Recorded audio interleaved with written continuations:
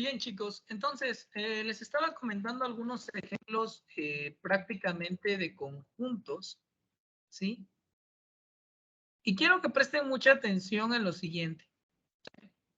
Entonces, ya sabemos que un conjunto, voy a subir tantito, ¿sale? Ya sabemos que un conjunto es una colección de colores, una colección de números, una colección de nombres de frutas, ¿sí? Una colección de números, una colección de operaciones fundamentales en aritmética, una colección de nombres, ¿sí? De personas, o una colección incluso de parejas coordenadas de un plano cartesiano, ¿sí? Entonces, resulta que existen algunas observaciones prácticamente sobre los conjuntos, ¿sí? La primera observación, chicos, es la siguiente. Cuando escribimos un conjunto, ¿sí? Cuando escribimos un conjunto, no importa el orden en el que escribimos los objetos, solo importa qué objetos tiene el conjunto, ¿sí? Entonces, lo que quiero que observen es lo siguiente, ¿sí? Supongamos que tenemos el conjunto V mayúscula, que está formado prácticamente por todas las vocales, ¿sí? A, E, I, O, U. Observen prácticamente que este conjunto está formada por las vocales A, E, I, O y U, ¿sí? Por otra parte, quiero que observen que este conjunto V, ¿sí? Que está formada por las vocales A, E, I, O, U, es igual a este conjunto, es igual a este conjunto también, es igual a este otro conjunto y es igual a este otro conjunto. ¿Por qué? Porque si se dan cuenta, nos está diciendo que cuando nosotros tenemos un conjunto, no importa el orden de los objetos o elementos que pertenecen al conjunto. Simplemente importa qué elementos estén en el conjunto.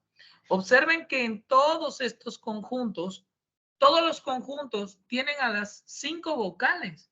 Sin embargo, cada uno de esos conjuntos tiene ordenado de forma diferente estas vocales.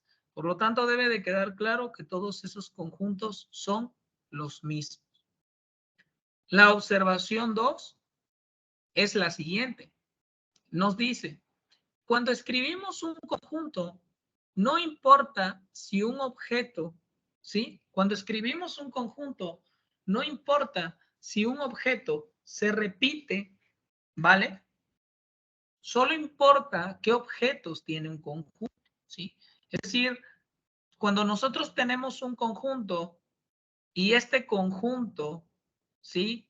Repite muchos elementos, simplemente va a contar como si fuera un elemento, ¿vale? Entonces, quiero que observen lo siguiente. Aquí yo tengo el conjunto N mayúscula.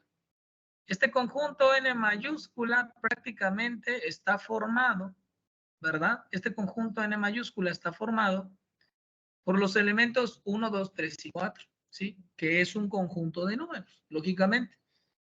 Noten que tanto el elemento V como el elemento N son conjuntos finitos. ¿Por qué?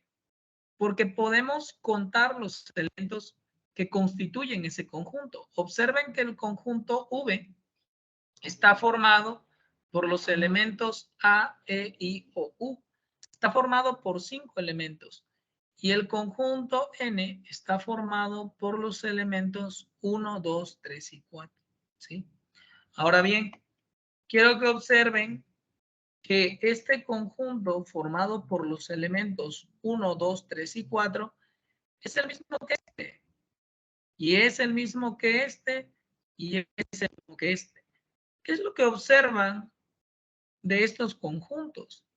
Si observan prácticamente esos conjuntos que yo tengo ahí en pantalla, ¿sí? Cumplen la propiedad que todos tienen los mismos números. Tienen al 1, al 2, al 3, al 4. Simplemente que estos números se repiten una determinada cantidad de veces.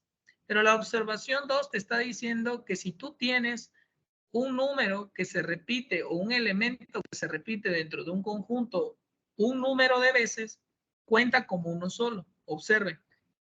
Todos estos unos cuentan como este 1. Estos 2 cuentan como un 2 nada más. Todos estos 3 cuentan como un 3.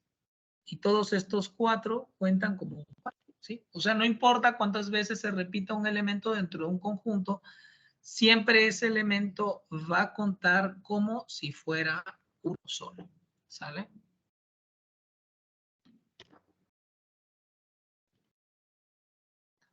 Y por último, quiero que observe la observación número 3, ¿no? La observación 3 nos dice lo siguiente. Cuando un conjunto no tiene elementos, se denomina conjunto vacío y se denota por, ¿sale? El conjunto vacío se denota por este simbolito. ¿Sí, chicos? Ahí está. Y el conjunto vacío, como su nombre lo dice, es el conjunto que no tiene elementos, es decir, es el conjunto que no tiene ningún elemento dentro, ¿sí? Y quiero que observen que como no hay ningún elemento, pues solo son las llaves, ¿no? Observen, tengo las llaves, pero no hay nada dentro. Pues es que es lógico, porque el conjunto es vacío, no tiene elementos, ¿no? Entonces, mucho cuidado. Entonces, primera observación, ¿no?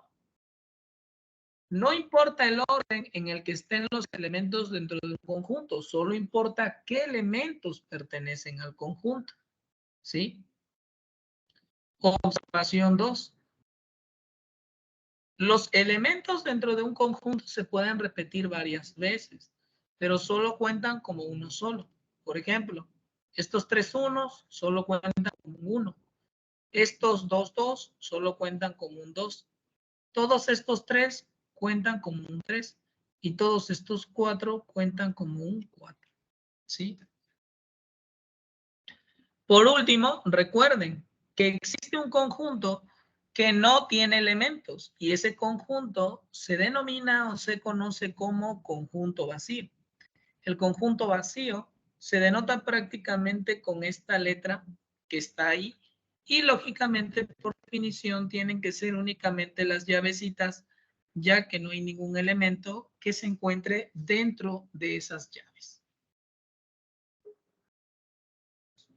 Bueno, entonces ya saben lo que es un conjunto, ¿sí? Un conjunto es una colección de objetos o elementos que pueden compartir o no una propiedad en común, ¿sí? Sin embargo, chicos, nosotros en el curso de aritmética nos vamos prácticamente a concentrar en el estudio de los conjuntos numéricos, ¿sí? Nosotros nos vamos a concentrar en el estudio de los conjuntos numéricos. Y bueno, nuestro objetivo es prácticamente que ustedes conozcan todos los números, ¿sí? Que vamos a trabajar y que existen en aritmética, ¿sí? El primer conjunto, y que es el conjunto más pequeñito, es el conjunto de los números naturales, ¿sí? Este conjunto, chicos, son los números que nosotros utilizamos diariamente para contar, ¿sí? Su objetivo fue creados para contar cosas. El conjunto de los números naturales se denota con la letra N mayúscula de esta forma y es un conjunto numérico, ¿sí? ¿Por qué conjunto numérico? Porque es una colección de objetos y elementos en donde sus objetos y elementos son números. Y quiero que observen que este conjunto de números naturales pues está formado por todos los números enteros positivos. Es decir, el conjunto de los números naturales está formado por el número 1, por el número 2, 3, 4, 5, 6, 7, 8, 9, 10, 11, 12, 13, 14, 15, 16, 17, 18, 19, 20, 21, 22, así sucesivamente. Ya habíamos comentado prácticamente que los puntos suspensivos significan que el conjunto es infinito, que nunca acaba, y eso es lógico, ¿por qué? Pues porque los números nunca acaban, ¿sí? ¿Qué más?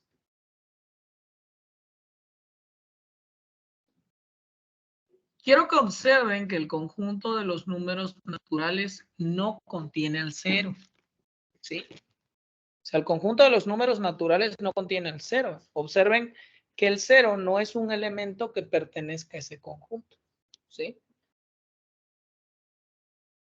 ¿Qué es lo que pasa si al conjunto de los números naturales le añades el cero? ¿Sí?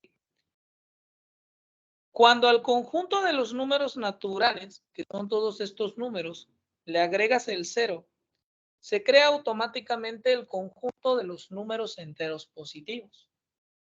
La creación del número cero se crea a partir de la necesidad de representar la nada mediante un número, ¿no?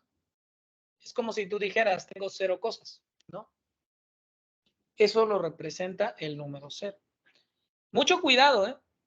El conjunto de los números naturales y el conjunto de los números enteros positivos que se denotan con esta letra, su única diferencia es que el conjunto de los números enteros positivos, ¿sí? Contiene al 0 y el conjunto de los números naturales no lo contiene, ¿vale? El tercer conjunto numérico es el conjunto de los números enteros negativos, ¿sí? Y el conjunto de los números enteros negativos, quiero que presten atención, son todos los números naturales, simplemente que con signos menos enfrente. Observen 8, menos 8. 7, menos 7. 6, menos 6. 5, menos 5. 4, menos 4. 3, menos 3. 2, menos 2. Y 1, menos 1. ¿Sí? El conjunto de los números enteros negativos, chicos, se crea con la necesidad de restar, con la necesidad de disminuir, ¿sí? De disminuir cosas, ¿sale? Ahora bien, quiero que observen lo siguiente. Resulta que cuando el conjunto de los números enteros positivos se une con el conjunto de los números enteros negativos, da como lugar a un nuevo conjunto que se le denomina el conjunto de los números enteros, ¿sí? Si prestan atención, ¿sí? El conjunto de los números enteros, que se denota únicamente por la letra Z, ¿sí? Está formado por todos los enteros positivos, ¿sí? Y todos los enteros negativos, ¿sí? Observe que todos estos enteros negativos están acá. Y todos los enteros positivos están acá. ¿Sale? Entonces, pues ya está. ¿Vale?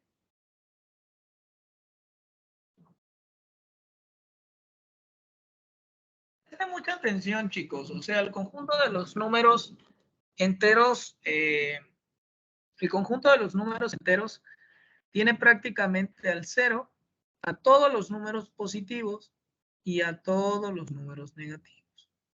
¿Sí?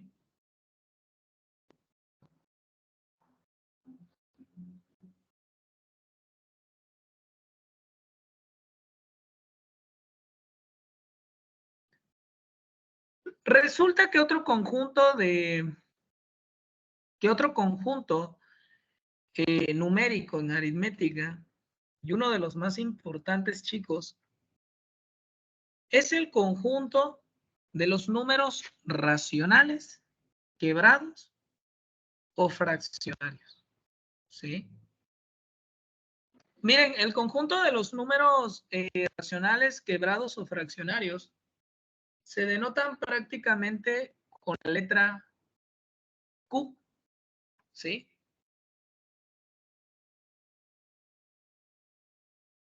Y está formado este conjunto Q por todos los números de la forma A sobre DB.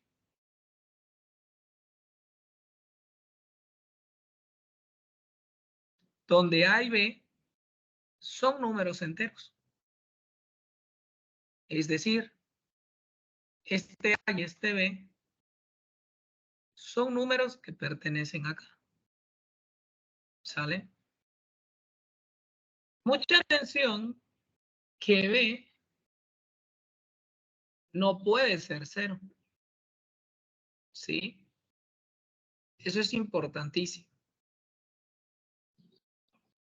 Entonces, vuelvo a repetir, el conjunto de los números racionales quebrados o fraccionarios es el conjunto formado por todos los elementos de la forma A sobre DB, donde A y B son números enteros, ¿sí? O sea, números que pertenecen aquí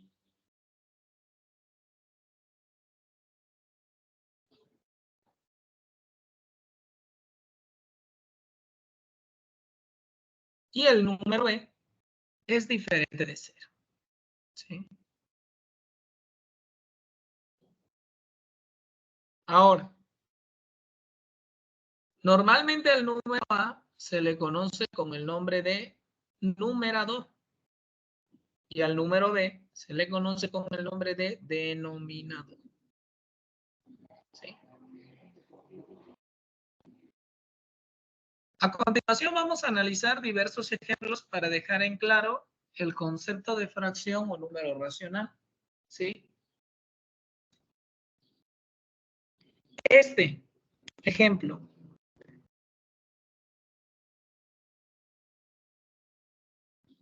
Pregunta. El ejemplo número 1 es una fracción, sí, porque el número de arriba es entero, 7 es entero. El número de abajo es entero. Y el número de abajo es diferente de cero. ¿Sí? O sea, esto nunca puede ser cero. ¿Vale? Este es una fracción también, porque el -2 es un número entero. El 5 es un número entero. Y el 5 es diferente de cero. Esto es una fracción también, porque el numerador es entero. El denominador es entero. Y el -13 es diferente de cero.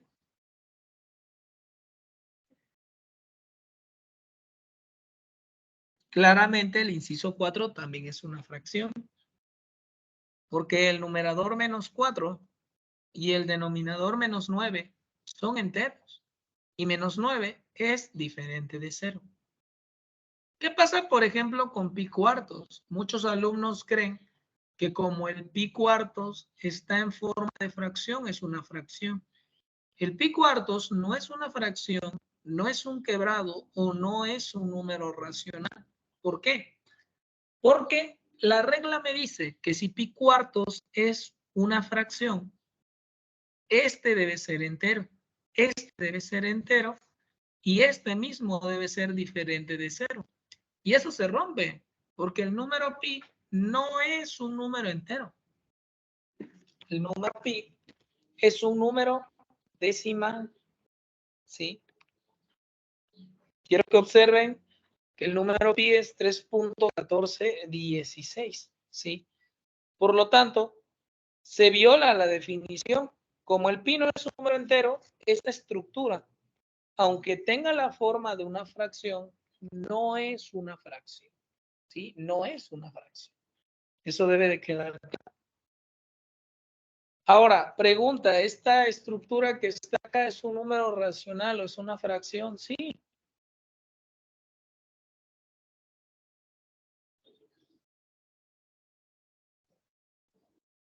¿Por qué?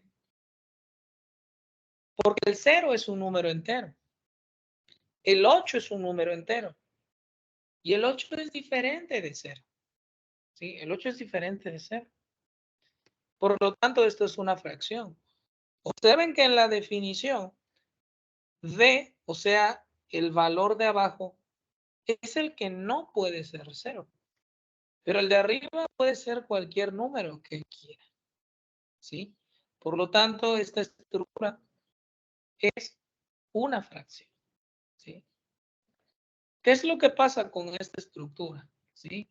Esta estructura automáticamente no es una fracción. ¿Sí? ¿Por qué no es una fracción? Lógico. Porque si bien el número de arriba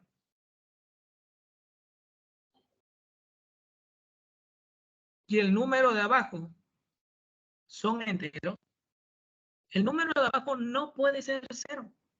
¿Sí? De hecho, chicos, una expresión o una estructura de esta forma no existe en matemáticas. ¿Sí? Grábense eso. Un número entre de 0 no existe en matemáticas. Se le conoce con el nombre de indeterminación, pero no existe en matemáticas. La otra pregunta es, ¿esta estructura es una fracción?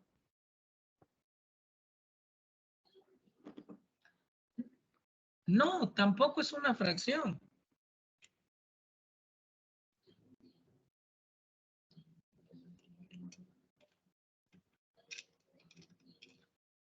¿Por qué esta estructura no es una fracción? Fácil. Porque el número que está abajo del 3 no es un número entero. La raíz cuadrada de 2 es un número decimal y por lo tanto no es una fracción.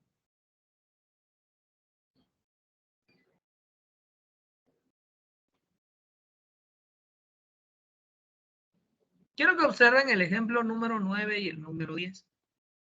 En el ejemplo número 9 y en el ejemplo número 10 tenemos dos números enteros.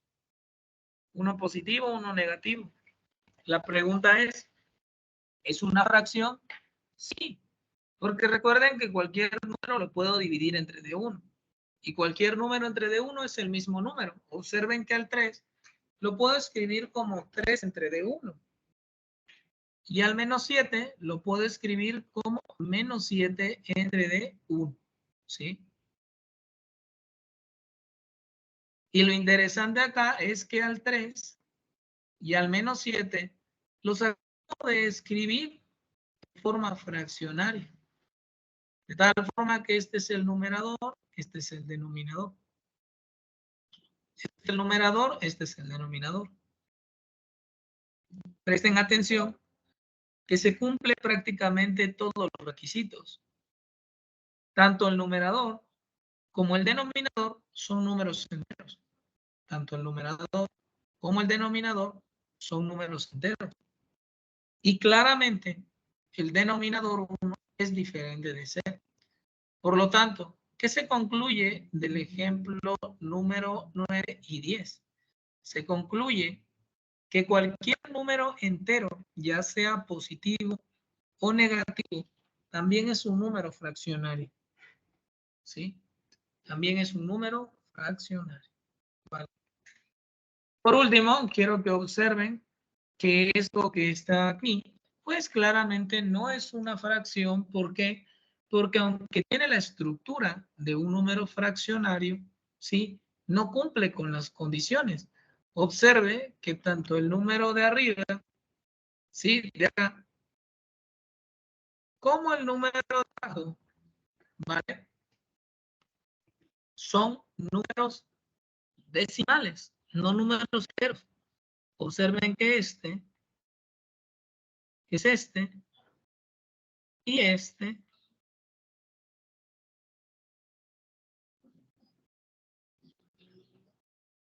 es este, ¿vale? Por lo tanto, concluyo que esto no es una fracción, ¿sale? Forzosamente, no lo es. ¿Qué más? Quiero que tengan mucho cuidado porque resulta, ¿sí? que algunos números decimales son fracciones, ¿sí? Por ejemplo, quiero que observen que el número decimal 0.5, ¿vale? A simple vista, parece ser un número decimal. Sin embargo, no lo es, ¿sí? ¿Por qué? Fácil. Observen. El 0.5 es un número decimal y a simple vista parece no ser una fracción, pero sí lo es. ¿Por qué? Porque el 0.5 yo lo puedo escribir como un medio. Y un medio, realmente, aunque se lee un medio también se lee 1 entre 2. Y 1 entre 2 nos da el valor de 0.5. ¿Sale?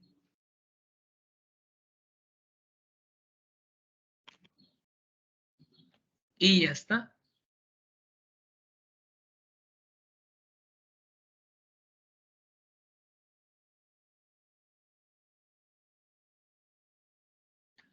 Y entonces aquí está la observación prácticamente de lo que les acabo de decir ahorita, ¿sí? Todos los números enteros también son números fraccionarios, ¿sí? Ahora bien, según las definiciones que les di allá arriba, nos decía que un número racional o fraccionario era un número de la forma A sobre B, en donde A y B son números enteros y B es diferente de 0, ¿sí? También vimos prácticamente en el último ejemplo, en donde 0.5 es un medio, ¿sí? Que muchos números decimales se pueden escribir prácticamente en forma de fracción. Sin embargo, hay bastantes números decimales que nunca se pueden escribir en forma de fracción. Es decir, ellos mismos entre un número entero, ¿sí?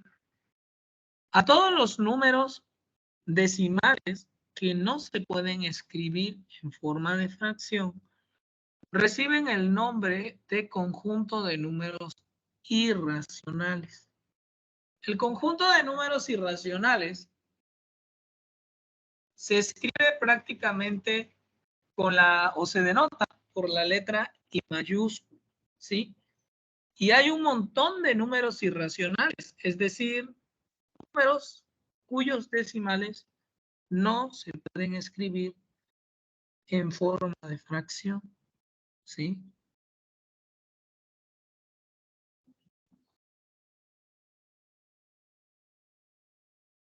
Por ejemplo, la raíz cuadrada de 2. La raíz cuadrada de 2 es aproximadamente esta cantidad, ¿sí? Y claramente no se puede escribir en forma de fracción.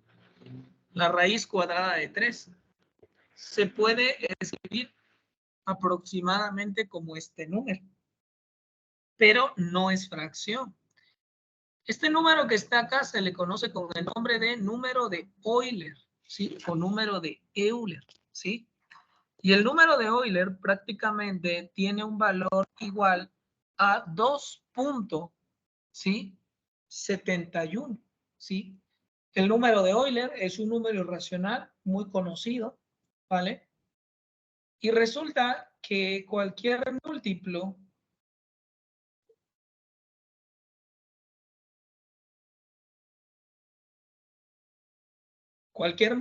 del número de Euler también es un número irracional.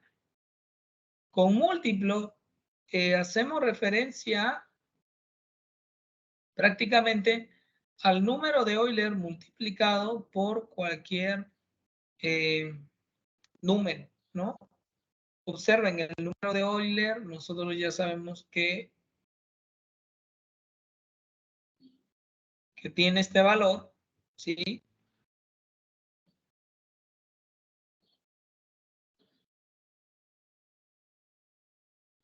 ¿Sale? Pero cuando multiplicamos un número por L, pues también se vuelve un número irracional. Miren, 2 por E, irracional.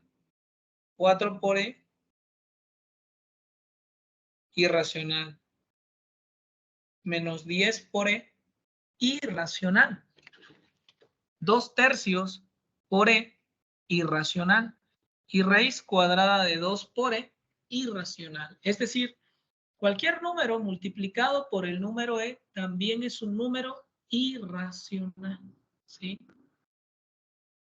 Un número irracional y que todos lo conocemos es el número pi. ¿Sí? El número pi, ¿vale? Es prácticamente un número irracional, al igual que el número de Euler. ¿Sí estamos de acuerdo? Y obviamente, ¿por qué? Pues porque es un número decimal que no lo puedo escribir en forma de fracción. De la misma forma, si cualquier número multiplicado por el número pi, ¿sí? Es un número irracional. ¿Sale? Como podría ser, por ejemplo, 7pi, 9pi, 270pi, menos 37pi, 7/5 de pi, etc. ¿Sí? Por último, existe otro valor que tiene su misma simbología, ¿sí? Y que no es ni el número e, ni el número pi, ni el número phi, ¿sí? Este número, ¿sí? Se le conoce prácticamente con el nombre de el número áureo o proporción dorada, ¿sí? El número áureo prácticamente se denota por esta letra, ¿sí? Por la letra phi. Y el número áureo se define prácticamente de la siguiente forma, como 1 más la raíz cuadrada de 5 sobre de 2. Y el valor aproximado, ¿sí? De este número es 1.61, ¿sí? También es un número irracional, ¿por qué? Porque es un número decimal que no se puede escribir en forma de fracción. Y de hecho, en general, chicos, muchas raíces cuadradas y muchas raíces cúbicas son ejemplos de números irracionales, porque no se pueden escribir en forma de fracción. ¿Sí? Entonces, eso es algo que debemos de considerar. ¿Sale?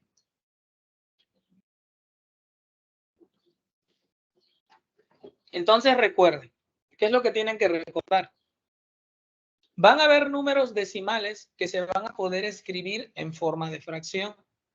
Y todos aquellos números decimales que no se puedan escribir en forma de fracción reciben el nombre de números irracionales.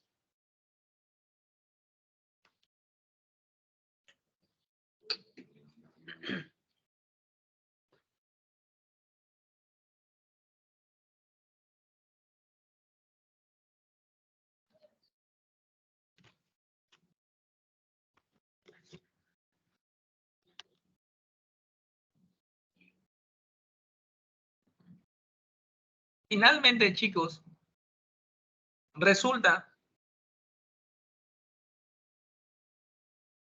que el conjunto numérico más grande en aritmética, ¿sí? Es el conjunto de los números reales, ¿sí? El conjunto de los números reales se denota con la letra R mayúscula, como lo están viendo en pantalla, y se define como el resultado de la unión del conjunto de los números racionales con el conjunto de los números irracionales, ¿sí? Es decir, el conjunto de los números reales contiene a todos los números vistos previamente.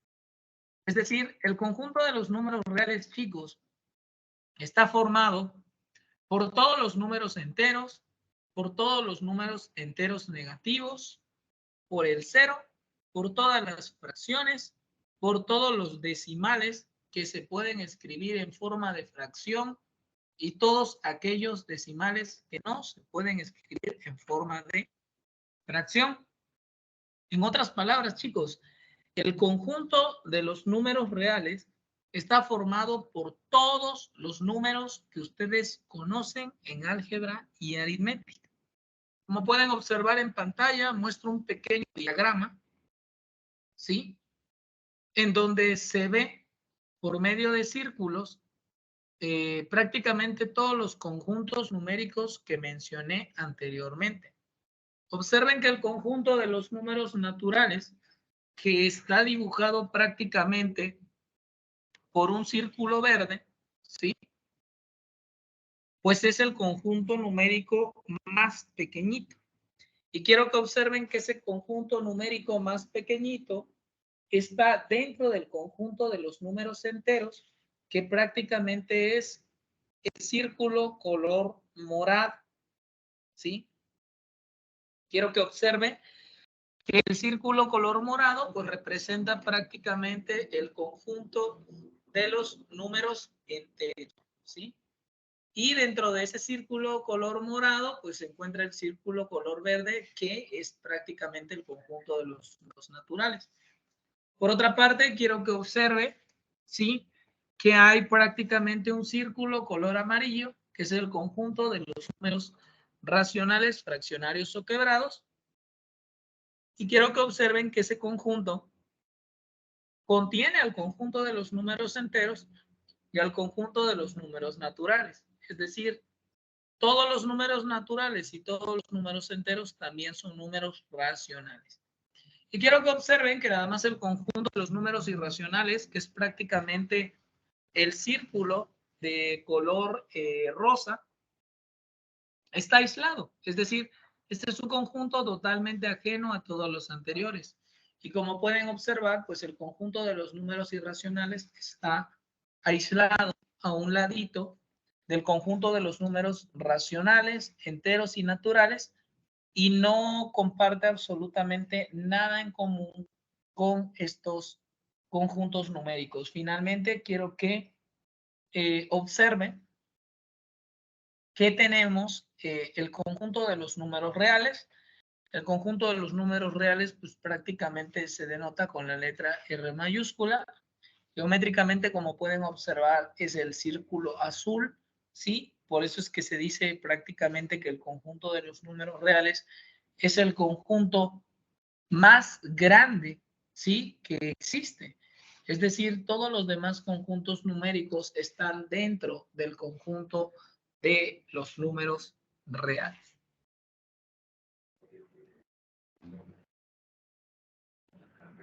Bien. Ahora que ya conocemos prácticamente todos los tipos de números que existen, resulta, chicos, que existe una definición importante que se le conoce con el nombre de la recta numérica. ¿Qué es la recta numérica? La recta numérica simplemente es una recta, como su mismo nombre lo indica, pero es una recta horizontal en donde prácticamente se puede representar o visualizar gráficamente el conjunto de los números naturales, ¿sí? Quiero que observen que la definición de recta numérica nos dice lo siguiente. Es una línea recta horizontal en la que asociamos cada número con un punto de la recta. Para dibujarla nos dice lo siguiente, que se realizan los pasos siguientes.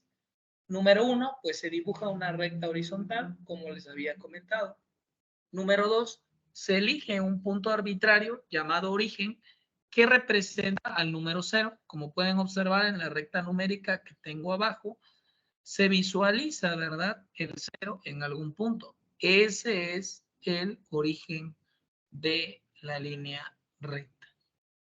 3 nos dice prácticamente que se divide la recta en segmentos iguales, a la derecha e izquierda del 0.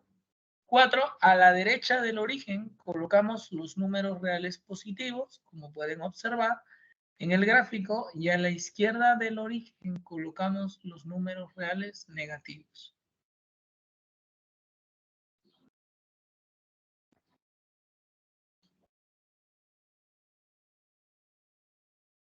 Entonces, como pueden notar, pues ahí coloqué algunos ejemplos.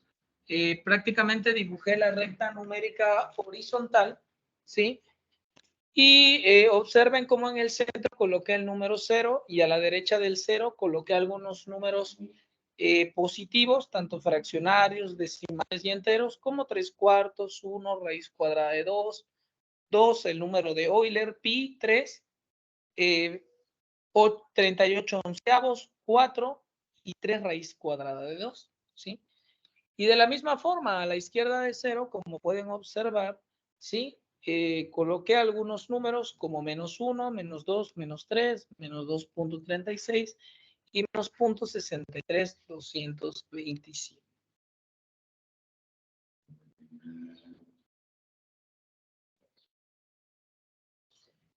Ahora bien, chicos, resulta que el conjunto de los números reales, ¿verdad? Se ordena mediante las siguientes relaciones de orden, ¿sí? Y debe de quedar claro esta parte, ¿no? Como todo, pues como estamos hablando de números, lógicamente hay algunos números que son más grandes que otros y otros números que son más pequeños que otros. Para relacionarlos, ¿sí? Se utiliza prácticamente algo que se le conoce con el nombre de relaciones de orden, ¿sí? Y observen, a ver, este símbolo que está aquí significa menor que. Este símbolo significa mayor que. Y este símbolo significa igual que.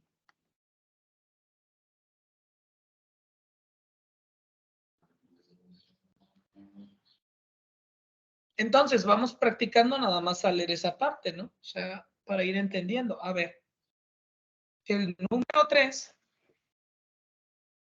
es menor que el 8, ¿verdad? El número 12 es mayor que -7. Y esto no es nada sorprendente porque recuerden que cualquier número positivo, ¿verdad? Le gana a los números negativos.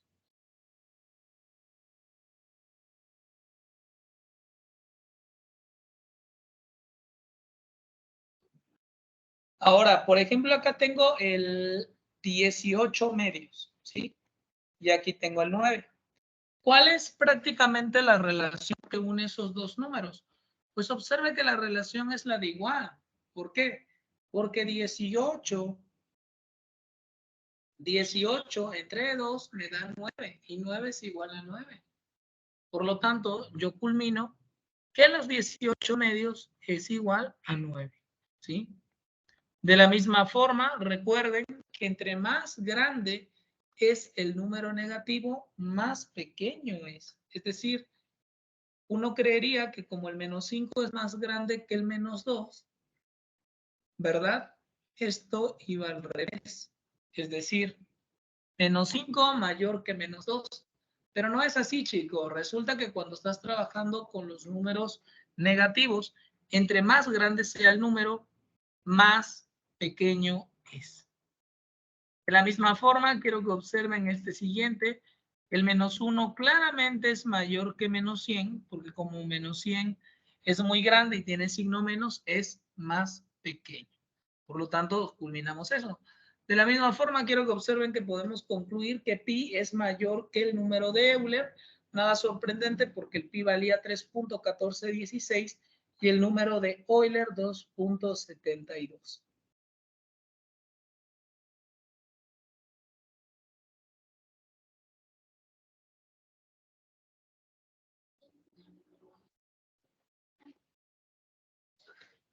De la misma forma, quiero que observen que pues 11 décimos es menor, ¿verdad? De 3 medios, ¿no? Nada sorprendente. Si nos echamos una cuentita por ahí, pues el 11 décimos es 1.1 y el 3 medios es 1.5. Claramente es mayor. Finalmente, pues una con números decimales, ¿no?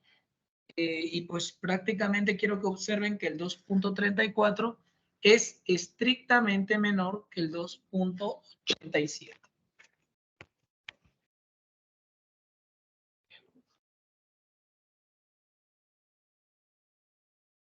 ¿Vale? Entonces, lo que vimos anteriormente son las famosísimas, son lo que se conoce como relaciones de orden.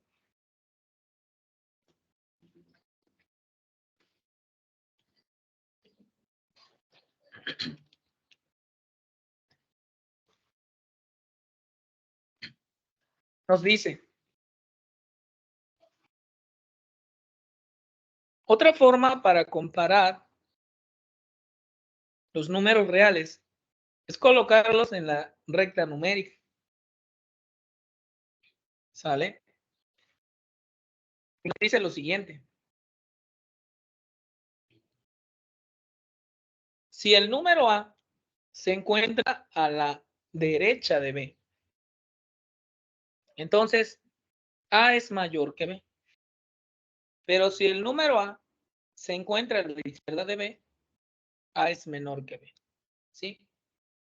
Ese es otro criterio que se utiliza pues precisamente para la comparación, ¿sí?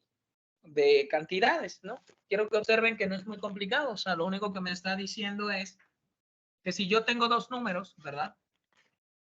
Dos numeritos A y B, ¿sale?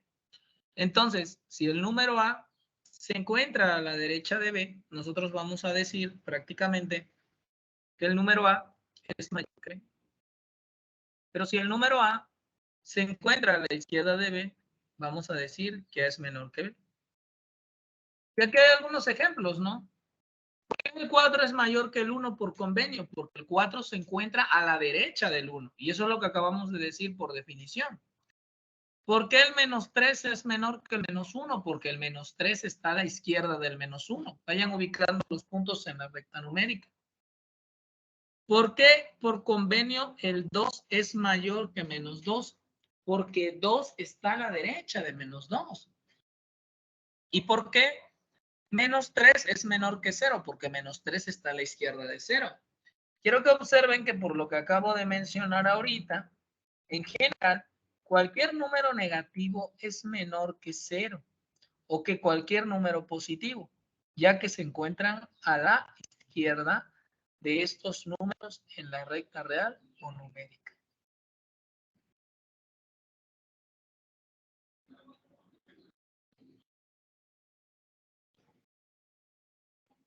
¿Qué es una desigualdad? ¿Vale? Vamos a definir lo que es una desigualdad.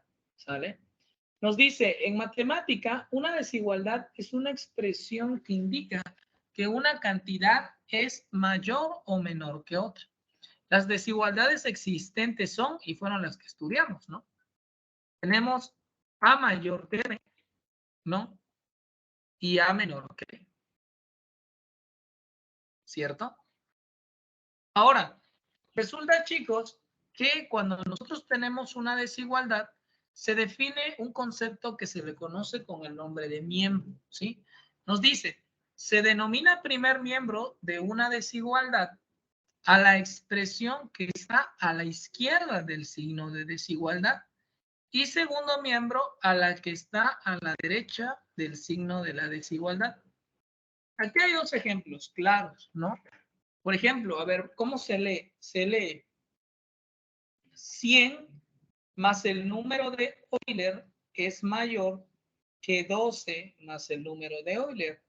Y eso es cierto, ¿no? Porque seamos realistas, o sea, el logaritmo de Euler, ¿sí? Tiene un valor aproximado de 2.72. Si le sumas 100, te da un total de 102. ¿Vale? 72. Pero si me pongo a hacer la operación de este lado, ¿vale? Son prácticamente 12 más el número de Euler. Pero acabamos de decir ahorita que el número de Euler es 2.72. Por lo tanto, si a 12 le sumas 12, te da 14.72. Claramente, esta cantidad tiene que ser mayor que esta.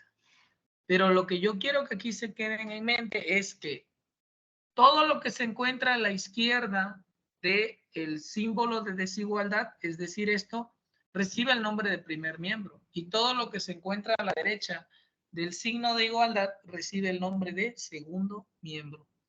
De la misma forma, observen que aquí tenemos dos fracciones. Nada sorprendente porque dijimos que prácticamente cualquier número, por el simple hecho de que sea positivo, va a ser mayor que, ¿verdad?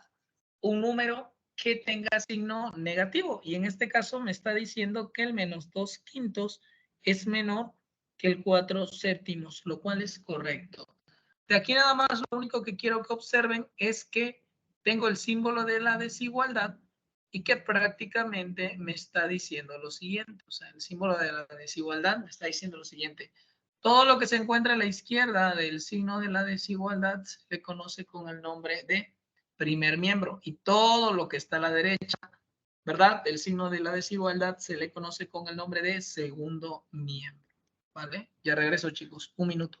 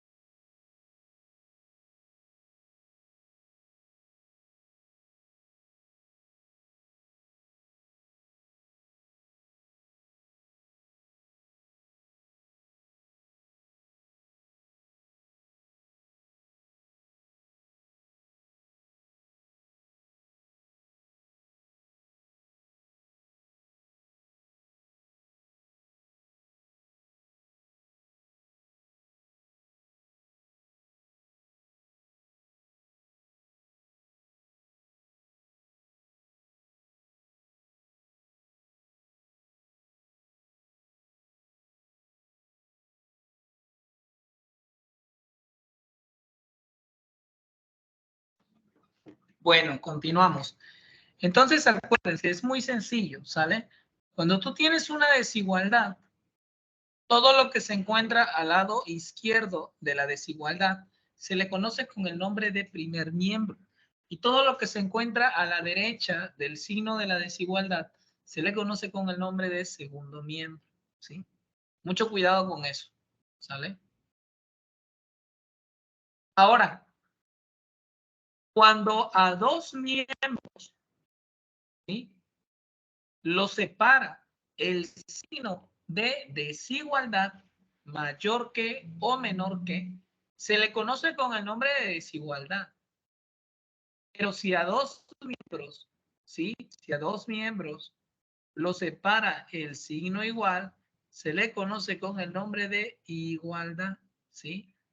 Nos dice análogamente en matemática, una igualdad es una expresión que indica que una cantidad es igual que otra. Esto es, que A es igual a B. ¿Sí? Y bueno, nos dice la definición lo mismo, ¿no? Dice, el primer miembro de una igualdad es todo lo que se encuentra a la izquierda del signo igual, y el segundo miembro es una igualdad, ¿verdad? Y el segundo miembro de una igualdad es todo lo que se encuentra a la derecha del signo igual, ¿sí? Entonces observen, aquí tenemos el número A igual al número B, y claramente el número A se le denomina primer miembro. Y al número B se le denomina segundo miembro, ¿sí? Por otra parte, quiero que observen, ¿no?, que claramente 27 más pi es lo mismo que 81 tercios más pi.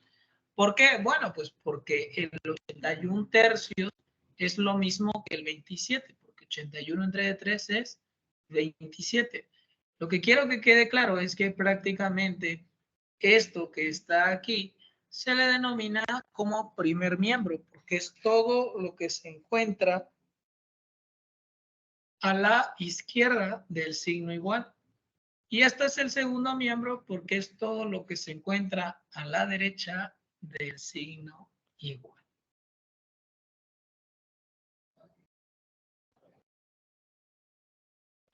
Ahora bien, ya sabemos que prácticamente en el conjunto de los números reales, ¿sí? Que en el conjunto de los números reales, pues prácticamente existen tres signos que nos establecen el orden entre los números. Tenemos el mayor que, el menor que y el signo de igual, ¿sí? Pero lo que quiero que quede claro es que resulta que existen algunas propiedades o reglas que cumplen pues precisamente estos números, ¿sí? Y bueno, antes de ver todas estas reglas que son postulados, pues vamos a entender precisamente qué es un postulado, ¿no? Y resulta que un postulado es un principio que se admite o acepta como cierto, sin necesidad de ser demostrado, y que sirve como base para otros razonamientos. Y bueno, empezamos con el primer postulado. Ojo, el primer postulado se le conoce con el nombre de postulado de tricotomía, ¿sí? Y el postulado de tricotomía me dice lo siguiente, me dice, si tú tienes un número A y un número B y son números reales, es decir, si tienes dos números reales, entonces cuando los compares, únicamente se va a cumplir cualquiera de los tres casos. Únicamente, ¿sale? Se va a cumplir que el número real A es mayor que el número real B o que el número real A es menor que el número real B, o bien que tanto el número A como el número B son iguales.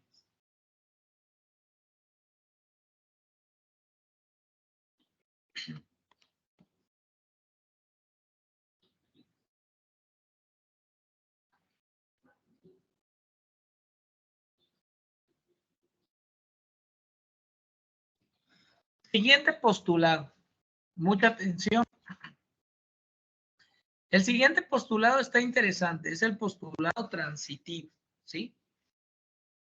El postulado transitivo me dice lo siguiente, ¿sí? Me dice, si un número A, si yo tengo tres números, ¿sale? Los números A, B y C, ¿sale? Entonces tengo tres números. Y me dice lo siguiente, supongamos que sabes que A es mayor que B. Y a su vez sabes que B es mayor que C. Entonces, A es mayor que C. ¿Sí? O sea, prácticamente por eso se le llama postulado transitivo. Porque tenemos primero que un número A es mayor que un número B y que un número B es mayor que un número C. Entonces, como pueden observar, si A es mayor que B y B es mayor que C, este B me sirve de puente, ¿sí? Este B me sirve de puente. Y como este B me sirve de puente, yo determino que A es mayor que C, que es lo que tenemos acá.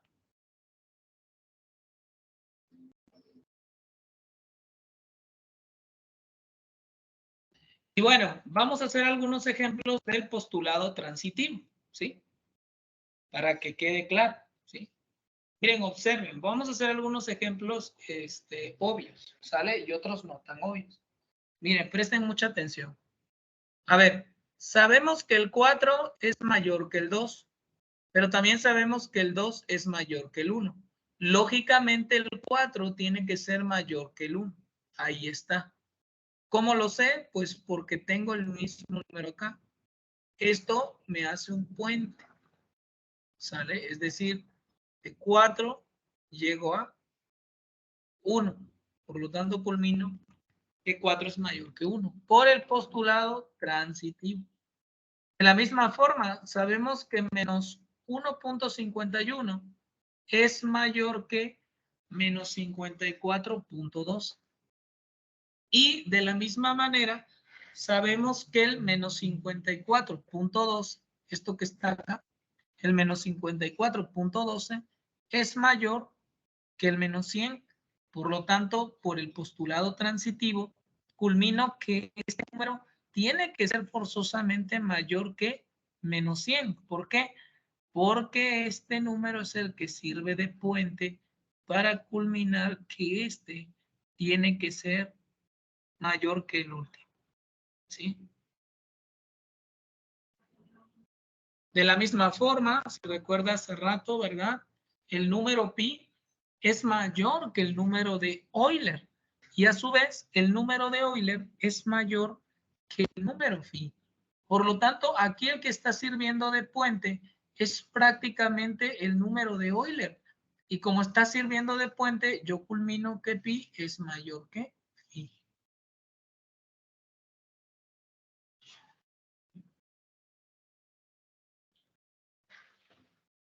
Por otra parte, sabemos que 7 medios es mayor que 5 medios. Y a su vez sabemos que 5 medios es mayor que 3 medios. Por lo tanto, como estos dos números nos sirven de salto, ¿sí? El 7.2 tiene que ser mayor al 3.2. ¿Sale? Y ya quedó. El tercer postulado se le conoce con el nombre de postulado transitivo. Mucha atención. Me está diciendo, si yo tengo un número A, un número B y un número C, y se cumple que A es mayor que B, entonces A más C es mayor que B más C, ¿sí? Mucho cuidado, que la regla es clara. O sea, la regla me habla prácticamente de un total de 3 números, ¿sí? Y relaciona el primer número con el segundo. Es decir, me dice que yo sé que el número A, ¿verdad? Es mayor que el número B, ¿vale? Pero lo interesante de aquí es que me está diciendo algo más. Lo que me está diciendo esto es prácticamente, ¿sí? Algo. Me está diciendo que el número A, si sumo un numerito C, va a seguir siendo mayor, ¿verdad? Que el número B si le sumo el mismo número C. Esta desigualdad se la van a encontrar en los libros enunciada de la siguiente forma, ¿sí? Si a una desigualdad le sumas la misma cantidad en ambos miembros, la desigualdad no se altera. Y es que eso es lo que estamos haciendo. Yo aquí tengo una desigualdad A mayor que B. Y esta desigualdad A mayor que B, ¿vale? Que tengo aquí, ¿sí? Pues prácticamente lo que yo estoy haciendo es sumarle, ¿sí? A ambos miembros, ¿verdad? De aquí, la misma cantidad, ¿sí? O sea, yo prácticamente a esta desigualdad, ¿verdad? Le estoy sumando la misma cantidad a ambos miembros y la desigualdad no se altera, ¿sí? Entonces lo que me está diciendo es que si yo sé que un número A es mayor que un número B y yo le sumo al número A un número C fijo y al número B un número C fijo, pues entonces se va a seguir preservando la desigualdad y no tengo que hacer ninguna operación automática. Automáticamente yo concluyo esa parte, ¿sí? Entonces vamos a ver algunos ejemplos para que quede claro esta desigualdad. A ver, vamos a ver, ¿sí? Atención, a ver. Nos dice la regla, ¿sale? A ver, nosotros sabemos que el 6 es mayor que el 2. Este es el primer miembro, este es el segundo miembro, por lo que dijimos hace rato. Entonces, claramente, ¿verdad? 6 más 3 tiene que ser mayor a 2 más 3. ¿Sí? ¿Por qué? Porque si a ambos miembros de la desigualdad le sumo un mismo número fijo, en este caso más 3, la desigualdad no cambia. Si 6 es mayor que 2, cuando yo sume al 6 mayor que 2, un número fijo en ambos miembros, ¿sí? Se sigue preservando la desigualdad, ¿sí? Eso no va a cambiar prácticamente, ¿sale? De la misma forma, nosotros sabemos que el menos 5 es mayor que el menos 10. Entonces, si sumo un número fijo a ambos miembros de la igualdad, la desigualdad se preserva. Observen que a menos 5 le sumo 3, a menos 10 le sumo 3 y la desigualdad se preserva. Nosotros ya sabemos que pi es mayor que el número de Euler. Entonces, si sumo a ambos miembros de la desigualdad el mismo número fijo, que en este caso le estoy sumando a ambos miembros de la desigualdad el número de Euler, ¿sí? Perdón, el número áureo o la proporción dorada, se preserva la desigualdad. Fíjense que no hay necesidad ni de hacer cuentas, es una regla, o sea, automáticamente se cumple eso. De la misma forma, quiero que observe, ¿sí? Que aquí nos dice lo siguiente, ¿sí? Nos dice, si 7 tercios es mayor que 4 tercios, esto es lógico, ¿sí? Si yo sumo a ambos miembros de la igualdad cualquier número fijo, la desigualdad no se altera. O sea, prácticamente yo tengo que 7 tercios es mayor que 4 tercios. Observen, sumé a 7 tercios 11 quintos y a 4 tercios sumé 11 quintos. Por lo tanto, se cumple esta desigualdad, ¿sí? ¿Por qué? Pues por el postulado aditivo, ¿no? Sale de la misma forma, ¿sí? A ver, yo sé que menos un tercio es mayor que menos 15 medios, pues de la misma forma puedo restar un mismo número a ambos miembros de la desigualdad y la desigualdad no se altera, porque a final de cuentas la resta es un caso particular de la suma. Observen cómo a este miembro y a este miembro le estoy restando menos 3 séptimos y la desigualdad se sigue cumpliendo.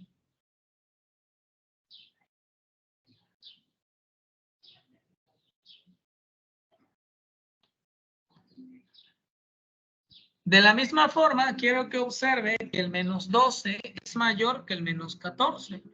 Entonces, si sumo un número fijo a ambos miembros de la desigualdad no se altera.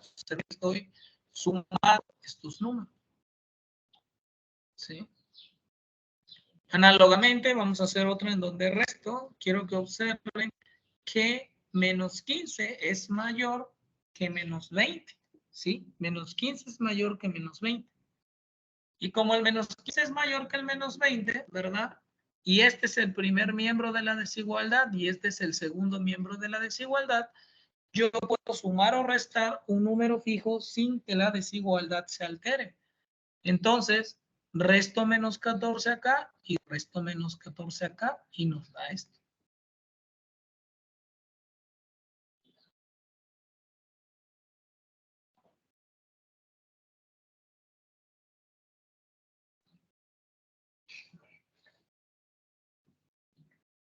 De la misma forma, quiero que observen que si la raíz cuadrada de 3 es mayor que la raíz cuadrada de 2, puedo sumar a ambos miembros, en este caso que estoy sumando este número fijo, ¿sí? Y la desigualdad se preserva, ¿vale? Entonces recuerden, si tienen una desigualdad, ¿sí? Y suman un número fijo en ambos miembros de la desigualdad o lo restan, la desigualdad no se altera. ¿Sale? Y por último tenemos el famosísimo postulado multiplicativo.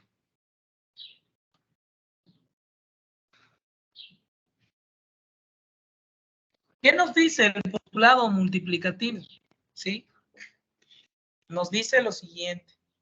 Dice, sean A, B y C, ¿sí? Sean A, B y C números reales, ¿sí? A, B y C son números reales, en donde se cumple que el número A es mayor que el número B, ¿sí? Entonces se tienen los siguientes dos casos, ¿sí? Observen. Si C es un número mayor que 0, en otras palabras, si C es un número positivo, ¿sí?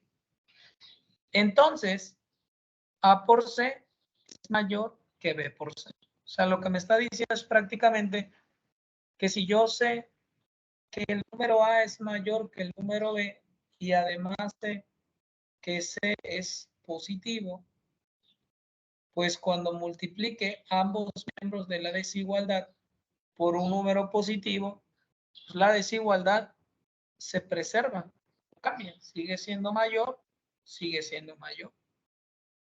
¿sí? Pero ¿qué es lo que pasa si el número C es menor que 0? Es decir, ¿qué pasa si el número C es un número negativo? ¿Sí? Entonces, si el número C es un número negativo, cuando tú multipliques por C aquí y por C acá, el signo de la desigualdad se invierte, es decir, el signo de la desigualdad cambia, ¿sí? Ya no va a ser mayor que, va a ser menor que, ¿sale? Entonces, esta regla, sí, esta regla ustedes la van a encontrar en los libros de la siguiente forma, ¿sí? Dice lo siguiente, la regla, ¿sale? Escuchen cómo se lee. Si a los dos miembros de la desigualdad se les multiplica por un número positivo, la desigualdad se preserva, o en otras palabras, el signo de la desigualdad no cambia.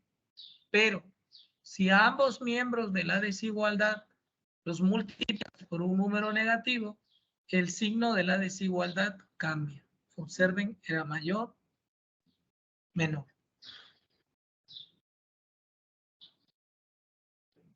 Y bueno, aquí coloqué algunos ejemplitos, pues precisamente para que, ¿verdad? Nos quedara un poquito más claro esto, ¿no? O sea, lo que quiero que observen es que nosotros sabemos que 10 es mayor que 5. Observen que estoy multiplicando ambos miembros de esta desigualdad por un número positivo, que es 7. Por tanto, el signo de la desigualdad que yo tengo acá, pues no va a cambiar, tiene que ser el mismo. De la misma forma, quiero que observe que sabemos que menos 4 es mayor que menos 5, ¿sí? Entonces, si multiplico ambos miembros de esta desigualdad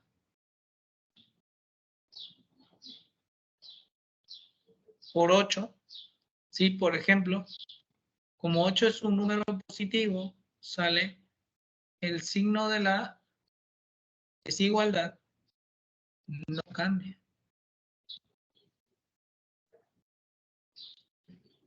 Finalmente, ¿verdad? También podemos considerar que el número pi es mayor que el número de Euler, ¿sí?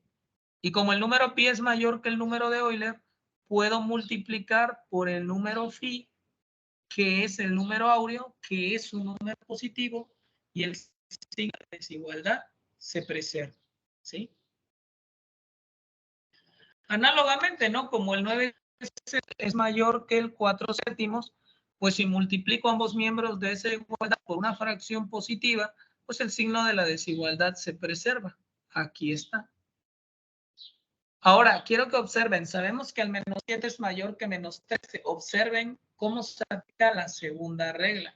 La segunda reglita me está diciendo que si el número por el cual multiplico tanto el primero como el segundo miembro de la igualdad es negativa, el signo de la desigualdad cambia.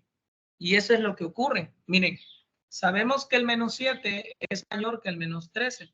Si yo multiplico ambos lados por un número negativo que es menos 9, observen cómo el símbolo de mayor que se termina convirtiendo en menor que. De la misma forma, 15 mayor que 2 es multiplicado ambos miembros por un número negativo que es menos 4. Recuerden que los paréntesis indican multiplicación. Y por tanto, el signo de la desigualdad mayor que se cambia a menor que. ¿Sí? Análogamente, tengo dos números decimales que cumplen esa desigualdad. 32.65 es mayor que 13.29. ¿Sí? Por lo tanto, si multiplico ambos miembros de esa desigualdad por un número negativo que podría ser menos 1.32, quiero que observe que el signo de mayor que cambia al signo de menor que. ¿Sí? Y por último, tengo dos fracciones negativas ambas. Menos 1/11 es mayor que menos 25/12. Entonces, si multiplico ambos miembros de la igualdad por, en este caso, una fracción negativa, pues claramente el signo de la desigualdad sí cambia y se ve afectado.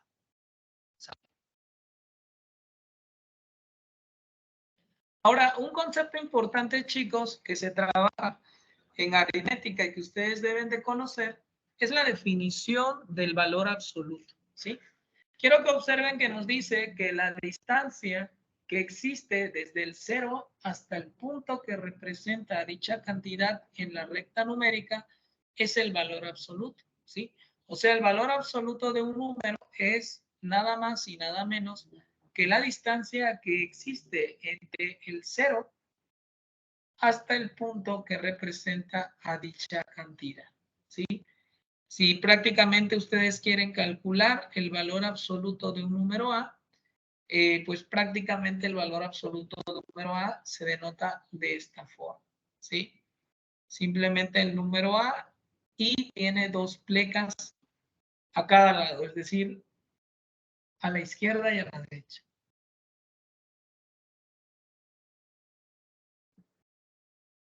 Entonces ya tenemos esa parte, ¿sale? Aquí hay algunos ejemplos porque quiero que prácticamente observen cómo se calcula el valor absoluto, ¿sí? Miren, quiero que observen que, por ejemplo, nos dice determina el valor absoluto de menos 3, ¿no? Entonces, pues, ¿qué es lo que decía la definición? O sea, te ubicas en el 0 y te echas los pasos necesarios para llegar al menos 3. ¿Cuántos pasos se dan? Se dan del 0 a menos 1, del menos 1 a menos 2 y del menos 2 al menos 3. Por lo tanto, la distancia que hay del 0 al número menos 3 es de 3 unidades. Por lo tanto, nosotros concluimos que el valor absoluto, ¿sí? De menos 3 es 3. ¿Sale?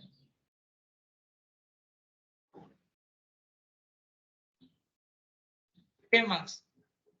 De la misma forma nos piden que encontremos el valor absoluto de 8. ¿Sale?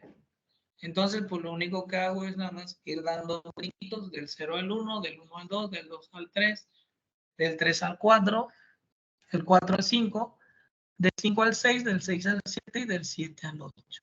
Por lo tanto, el valor absoluto de 8 es 8.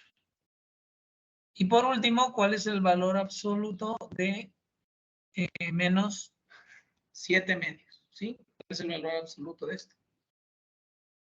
Pues sencillo, o sea, quiero que simplemente observen que desde el 0 me voy a mover 7 medios de unidades positivas y por lo tanto, listo. ¿Sí? Quiero que observen que nos dice que por lo visto anteriormente, ¿sí? Podemos definir formalmente el valor absoluto de un número de la siguiente forma. O sea, observen, el valor absoluto de un número va a depender de dos cosas. Si este número A es un número positivo o igual a 0, el valor absoluto del número A es A, ¿sí? Pero si el número A es un número negativo, el valor absoluto va a ser menos A, o sea, el menos va a acompañar a, ¿sí? Entonces observen, aquí hay algunos ejemplos, ¿sí? Valor absoluto de 2. Observen que aquí el 2 está jugando el papel de la, ¿sí? El valor absoluto de 2 va a ser 2. ¿Por qué? Porque 2 es un número mayor o igual que 0. 2 es positivo. El valor absoluto de 5 medios igual que 5 medios, porque 5 medios es un número mayor o igual a 0. El valor absoluto de 0, pues va a ser 0. Eso grábense, ¿sí? Ya que eso pasa, ¿verdad? Siempre y cuando el A sea mayor o igual que 0. En este caso el A es 0, ¿no? Pero presten mucha atención con los números negativos. Miren,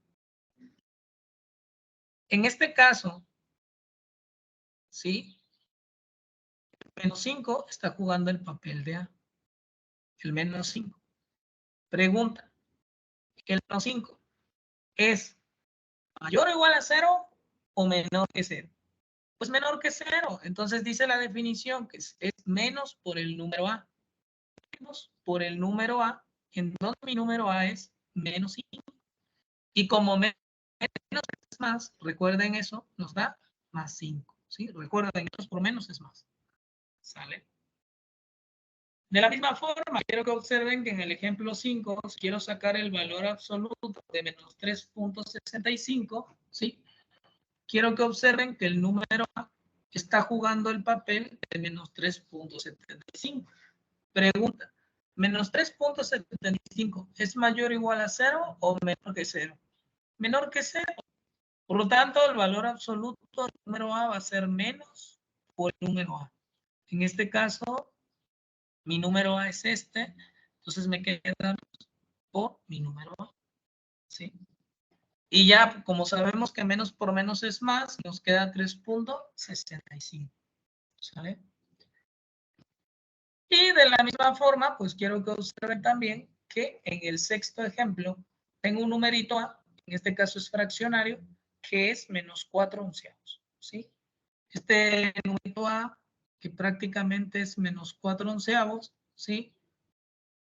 Como es un número negativo, pues por definición es menos, que multiplica menos 4 onceavos, menos más, 4 onceavos. Y listo. ¿Sale? Conclusión, el valor absoluto de 0 y el valor absoluto tanto de los números positivos como de los números negativos es el valor positivo. Valor absoluto de menos 5, 5. Valor absoluto de menos 7, 7. Valor absoluto de menos 8, 8. Valor absoluto de menos 1000, 1000. Valor absoluto de 12, 12. Valor absoluto de 14, 14. Valor absoluto de 275, 275. Valor absoluto de 0, 0. ¿Vale? Bien.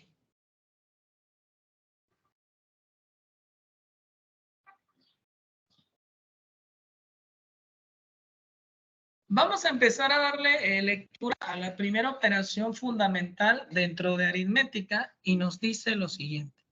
Atención. Suma o adición. Nos dice, en esta operación los elementos reciben el nombre de sumandos y el resultado de suma o adición. La suma o adición de números enteros se efectúa solo si los signos de los números son iguales. Además, más, ¿sí? Es el signo de suma o símbolo de suma. Entonces, mucho cuidado, chicos, ¿sale? Miren, la suma se puede expresar tanto de forma horizontal como de forma vertical. Obviamente, ustedes ya saben sumar algunos números, ¿sí? Pero lo que quiero que quede claro aquí es que esto no es para que aprendan a sumar, aquí es formalizar. Observen que la primera operación de suma que está en forma horizontal, al número 8 le voy a sumar el número 3. Y lo que quiero que presten atención es que 8 más 3 es 11. Esa operación es papas.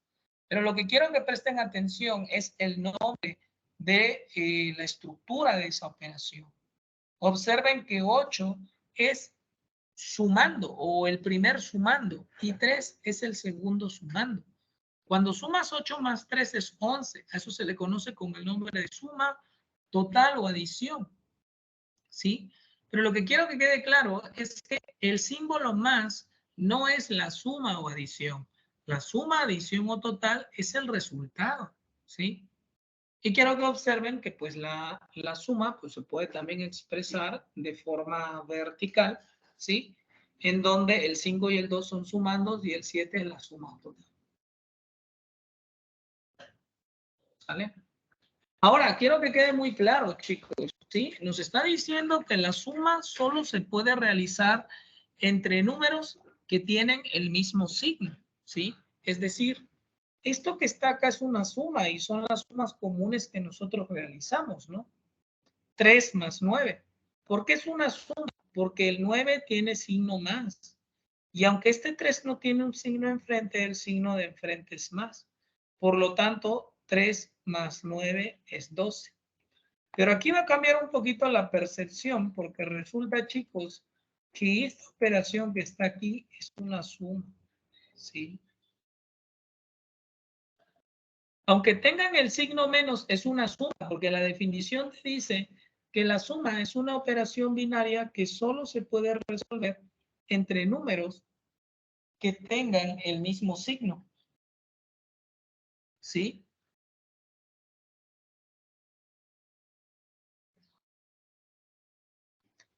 Y si prestan atención, pues aquí todos los números tienen el mismo signo. ¿Qué es lo que pasa cuando todos los números tienen el signo menos?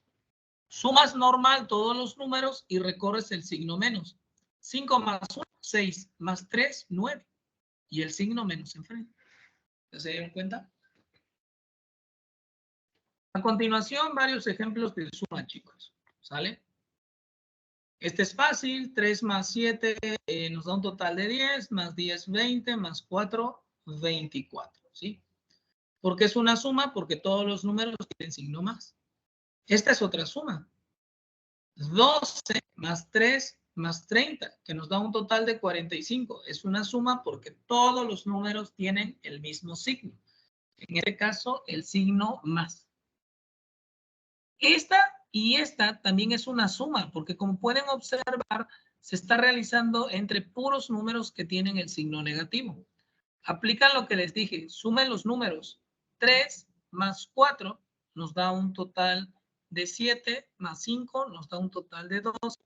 Y como todos los numeritos tenían signo menos, le colocamos el signo menos enfrente. De la misma forma, como aquí es una suma de números negativos, sumo prácticamente 10 más 20 más 30, que es 60, más 1 más 5, que es 66.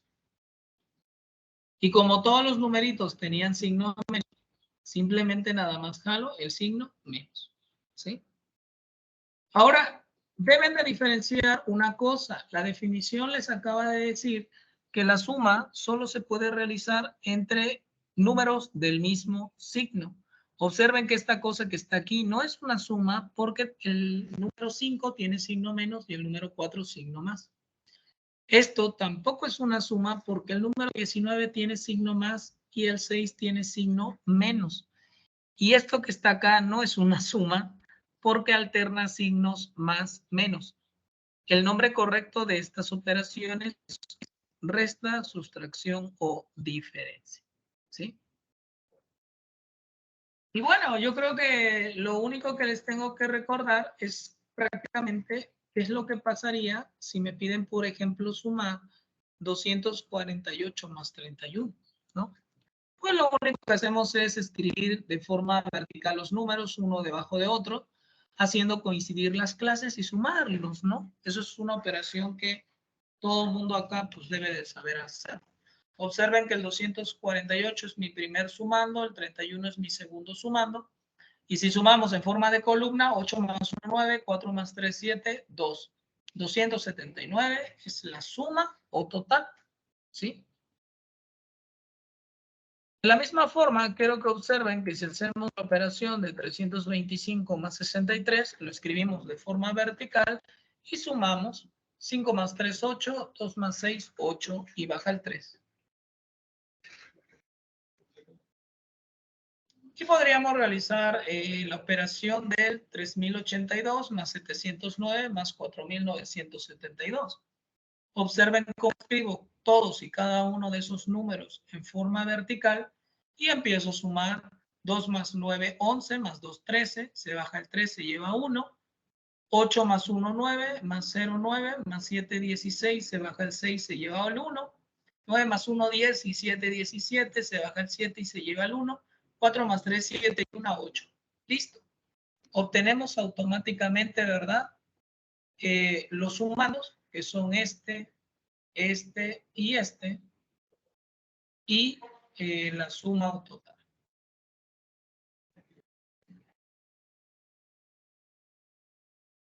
Quiero que observen qué es lo que pasaría si nos dan una suma de números negativos. Lo mismo, simplemente vas colocando cada uno de los números de forma vertical.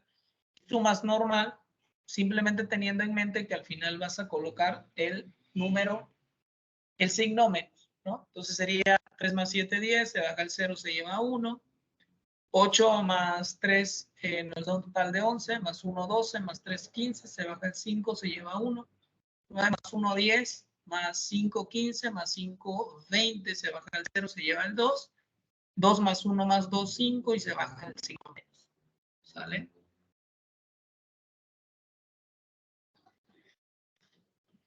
Y pues en la práctica siempre hemos realizado, ¿no? Problemas de este estilo, ¿no? Quiero que observen el problema número 1, me dice lo siguiente. Me dice una empresa cobra 12% sobre los ingresos mensuales de 5 franquicias. La cantidad que paga cada una es de, aquí tengo la primera cantidad, la segunda cantidad, la tercera cantidad, la cuarta cantidad y la quinta cantidad. ¿Qué cantidades recibió la empresa en un mes? Pues simplemente la empresa va a recibir la suma de todas las cantidades pagadas. Observen cómo este número lo escribo acá, ¿no? Este otro lo escribo acá. Este otro lo escribo aquí. Este aquí y este aquí. Luego, posteriormente, sumo, ¿no? Sumo todos los ceros, ¿no? Sumo el 4 más el 9 más el 3 más el 7 más el 1, ¿no? Sería 4 más 9, que nos da un total de 13, ¿no? Más 3 son 16, más 6 son 21, ¿no? Ahora vamos a sumar acá bien, es 4 más 9, 13, ¿no? Más 3, 16. 16 más 6, 22. Más 1, 23. Se baja el 3, se lleva un 2, ¿no? Y empezamos, ¿no? 2 más 5, 7. 7 más 8, ¿verdad? Si a 7 le sumo 8, me da un total de 15. Más 2, 17, ¿no? 17. Más 8 nos estaría dando un total, ¿verdad? De 27, 25, perdón, más 2, 27, ¿verdad? Se baja el 7, se lleva el 2. Y ya nada más sumas, ¿no? 2 más 4, 6, ¿no? 3, 9. Más 7 se te va un total de 16, ¿no? 16 más 5 se va a un total de 21 y 21 más 9 se va a un total de 30. Por lo tanto, la empresa recibió esta cantidad de dinero, ¿no? Lo mismo pasaría si tenemos un número negativo, ¿no? Quiero que observen acá en el problema número 2, ¿sí? Que me dice lo siguiente, me dice una persona le adeuda a su tarjeta de crédito 6,562 pesos y realiza con ella un pago de 2,500 pesos. Si el banco cobra esta cantidad de intereses y recargos, ¿cuál es el nuevo saldo de la tarjeta? Pues bueno, ¿no? Fíjense que en este caso habíamos comentado que los números enteros negativos se le asociaba a la disminución, algo que disminuye, ¿sí? Algo que resta. Entonces, en este caso, quiero que observe que los adeudos de la persona se representan con cantidades negativas. Entonces, para obtener el nuevo saldo de la persona, ¿verdad? Pues prácticamente agarro todos sus adeudos y los voy a sumar, pero con números negativos. Aquí está el primer adeudo, el segundo y el tercero. Y empiezo a sumar comúnmente en forma de columna. Sería 2 más 0, que es 2, más 5, que es 7, 6 más 0, que es 6, más 4, que es 10, se lleva 1, 1 más 5, 6, más 5, que nos da un total de 11, más 6, 16, acá está el 6, se lleva el 1, y 6 más 2, 8, y 1, 9. Y el signo negativo, ¿no? Ese signo negativo, pues prácticamente indica que la persona deuda al banco 9,607 pesos, ¿sí? Muy bien, chicos, pues entonces hasta aquí dejamos la clase del día de hoy. Quiero que tengan presente una cosa, yo les voy a enviar videos en el grupo para que ustedes practiquen y recuerden algunas operaciones básicas. El objetivo del curso ya no es enseñarles a sumar, restar, multiplicar y dividir, ¿sí? Números enteros. Los números fraccionarios sí me voy a centrar.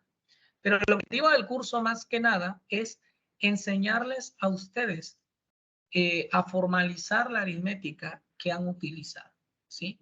Entonces, pues traten de ver el video 1, 2, 3 veces hasta que capten todos esos conceptos que vimos. Que tengan una excelente tarde. Nos vemos la próxima clase.